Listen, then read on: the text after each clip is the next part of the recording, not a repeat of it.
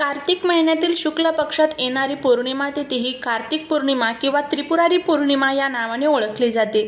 या दिवशी देव दिवाळी मोठ्या उत्साहात साजरी करण्यात येते। असं म्हटलं जातं की या दिवशी भगवान शिव आणि भगवान विष्णू यांची भेट होते। यंदा कार्तिक पौर्णिमा ही 15 नोव्हेंबरला शुक्रवारी असणार आहे। या दिवशी दिवे लावले जातात किंवा नदीच्या किनाऱ्यावर दिवे तरंगवण्याची पद्धत असते। याला दीपदान असेही म्हटले जाते। तुळशी विवाह हा देव उठणे एकादशीच्या दिवशी साजरा केला जातो आणि त्यानंतर कार्तिक पौर्णिमेच्या दिवशी देव दिवाळीच्या दिवशी तुळशी विवाहाचा शेवटचा दिवस साजरा केला जातो। पौराणिक कथेनुसार भगवान शिवाने त्रिपुरासूर नावाच्या राक्षसाचा वध केला होता। त्यामुळे देव या दिवशी गंगेच्या किनाऱ्यावर एकत्र येऊन दिव्यांचा उत्सव साजरा करतात अशी मान्यता आहे। त्यामुळे दीपदानाचे महत्त्व अधिक आहे।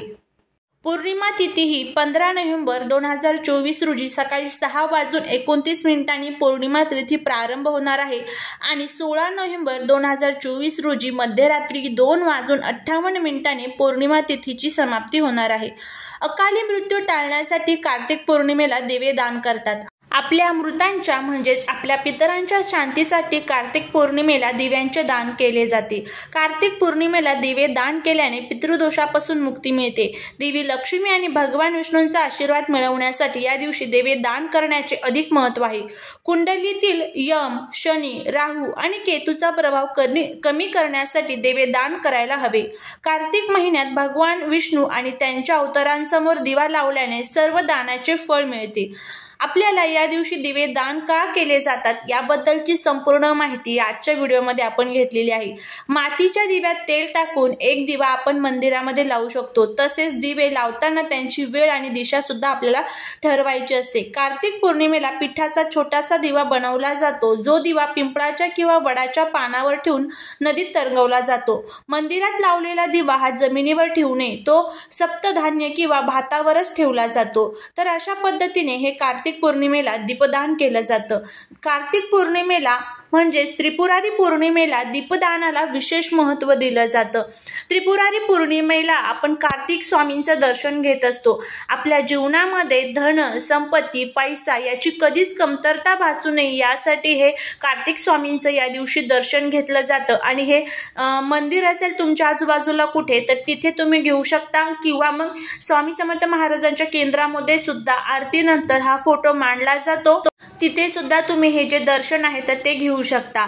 आवर्जून घ्यायचं दर्शन, कारण वर्षातून फक्त एकदाच कार्तिक स्वामींचं दर्शन घेतलं जातं आणि वर्षभर आपल्याला धनसंपत्ती कमी पडत नाही।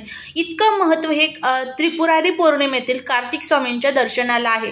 त्याचबरोबर या दिवशी आपल्याला आपल्या घरामध्ये काही उपाय, काही सेवा करायच्या आहेत। आपल्या जीवनातील सर्व त्रास, दुःख, दारिद्र्य, दोष दूर व्हावेत यासाठी भगवान शिवशंकरांच्या मंदिरामध्ये एक दीपदान आवर्जून करायचं।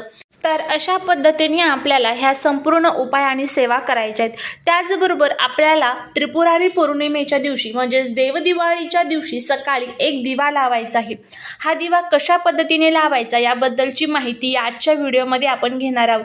त्यामुळे जर तुम्हाला हा व्हिडिओ आवडला तर चॅनलला सबस्क्राईब करा, शेजारील बेल आयकॉनलाही प्रेस करा, म्हणजे माझ्या सर्व नवीन व्हिडिओचं नोटिफिकेशन तुम्हाला मिळेल आणि तुम्ही एक पण व्हिडिओ मिस करणार नाही। त्याचबरोबर कमेंटमध्ये श्री स्वामी समर्थ लिहायला अजिबात विसरू नका।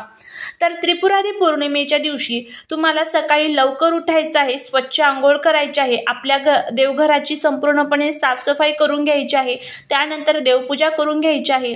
एखाद्या मंगलमय वातावरणामध्ये ज्यावेळेस आपण एखादा उपाय करतो त्यावेळेस त्याचे खूप चांगले फायदे हे आपल्याला होत असतात। तर आता हा जो उपाय आहे तर त्रिपुरारी पौर्णिमेच्या दिवशी तुम्हाला सकाळी 7च्या आत हा उपाय करायचा आहे, इतकं लक्षात ठेवा। खूप जास्त लेट अजिबात करता कामा नये। ह्या उपायासाठी तुम्हाला 2 पंत्या घ्यायच्या आहेत। ह्या पंत्या कोणत्या असाव्यात तर तुम्ही कोणत्याही घेऊ शकता, छोट्या किंवा मोठ्या आकाराच्या। फक्त त्या काळ्या वगैरे झालेल्या नको किंवा कुठे तुटलेल्या वगैरे अशा अजिबात नको। 2 मातीच्याच पंत्या घ्यायच्या। तुम्ही म्हणाल की ताई दुसरा दिवा घेऊ का, तर नाही, आपल्याला मातीच्याच पंत्या इथं घ्यायच्या आहेत, कारण देवी लक्ष्मीला मातीची पंती ही खूप खूप प्रिय आहे। तर आता हा उपाय आपण कशासाठी करत आहोत, आपल्या जीवनातील जे काही शत्रुपीडा, शत्रुबाधा, वास्तुदोष, पितृदोष, नकारात्मकता, ग्रहदोष हे जे काही त्रास आहेत, नकारात्मकता, तर ते दूर व्हावे यासाठी आपण हे उपाय करत असतो। उपाय करत असताना त्यावरती श्रद्धा असणं आणि विश्वास असणं तितकंच महत्त्वाचं आहे।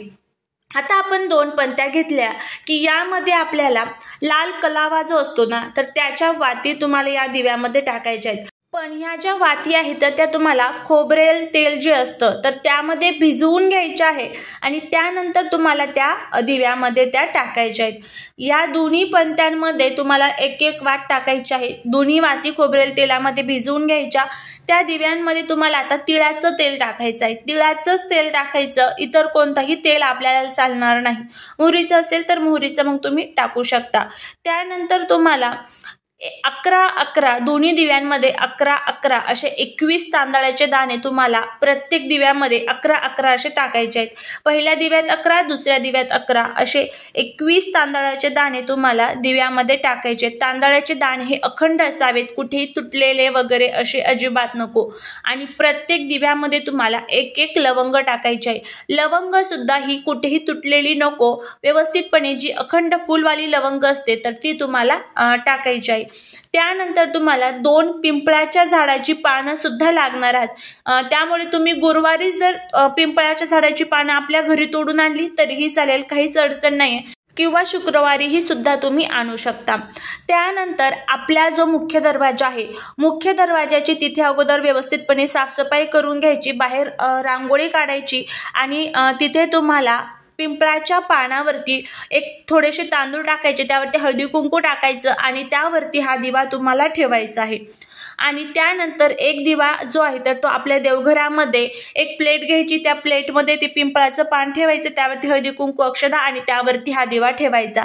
दोन्ही दिव्यांचे जे वात आहे तर ते तुम्हाला पूर्वेकडे करायचे आहे. देवघरातील दिव्याची वात ही तुम्ही देवांकडे करू शकता.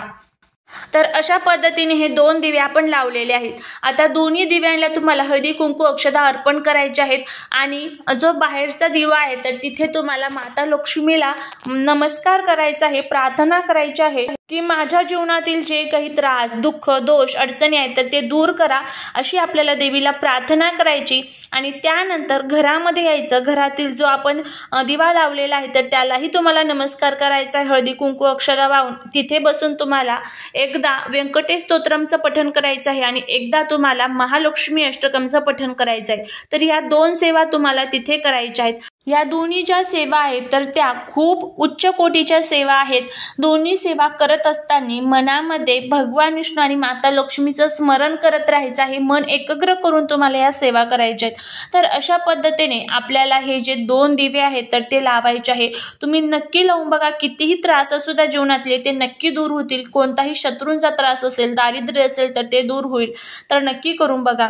झालेली सेवा ही महाराजांच्या चरणी रुजू करते. व्हिडिओ जर आवडला तर लाईक, शेअर आणि सबस्क्राईब करायला विसरू नका. भेटूया नवीन व्हिडिओ सोबत. श्री स्वामी समर्थ.